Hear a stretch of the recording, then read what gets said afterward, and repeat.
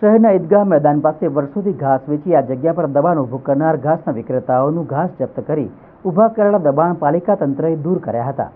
શહેરના વિહાર ટોકીઝથી ગાજરાવાડી ગણપતિ મંદિર જવાના મુખ્ય માર્ગ પર નવીન રસ્તો બનાવવાના કામને સ્થાયી સમિતિ દ્વારા મંજૂરી આપવામાં આવી હતી.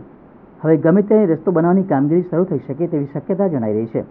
ઈદગાહ મેદાન પાસે વર્ષોથી કેટલીક મહિલાઓ ગાયને ઘાસ નાખવાનો વ્યવસાય કરતી હોવાથી અહીં ખૂબ મોટી માત્રામાં રખડતા ઢોર આવી જતા હોય છે અને પારાવાર ગંદકી તથા વાહન ચાલકો રાહદારીઓને પસાર થવામાં તકલીફ પડતી હોય છે, જેને ધ્યાનમાં લઈ છેલ્લા 6 મહિનાથી પાલિકા તંત્ર દ્વારા અહીં ઘાસનું વેચાણ કરનારાઓને મૌખિક રીતે આ સરકારી જગ્યા ખાલી કરી ખસી જવા માટે સૂચના આપી હતી.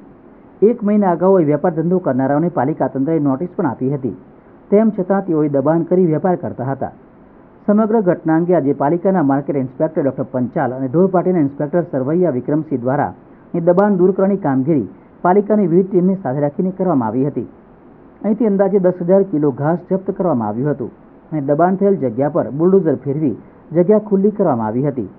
તંત્રની કાર્યવાહી વેળાએ અહીં ઘાસ વેચતી મહિલાઓએ કામગીરી અંગે નારાજગી વ્યક્ત કરી હતી, પરંતુ વાડી પોલીસ સાથે રાખીને સમગ્ર કાર્યવાહી પાર પાડવામાં આવી હતી.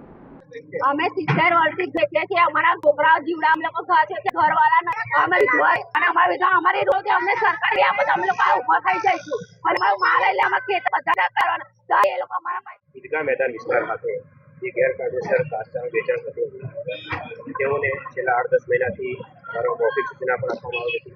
છેલ્લા 1 માસથી તેને કન્ટિન્યુઅસ સદર જગ્યા ઘાસ બંધ કરવા જાણ કરી નથી. તેમ છતાં પણ વેપારીઓ દ્વારા ઘાસચારાનું વેચાણ ચાલુ રાખતા આજ રોજ ઘાસચારાના વેપારીઓનો ઘાસ જમા લેવાની કાર્યવાહી કરે છે.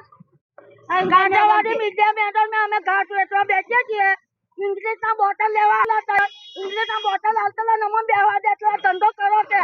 અમે બેઠા છીએ ત્યાં અને અત્યારે ઇંગ્લિશના બોટલ અમે બંધ કર્યા એટલે દારૂ ના મળ્યો.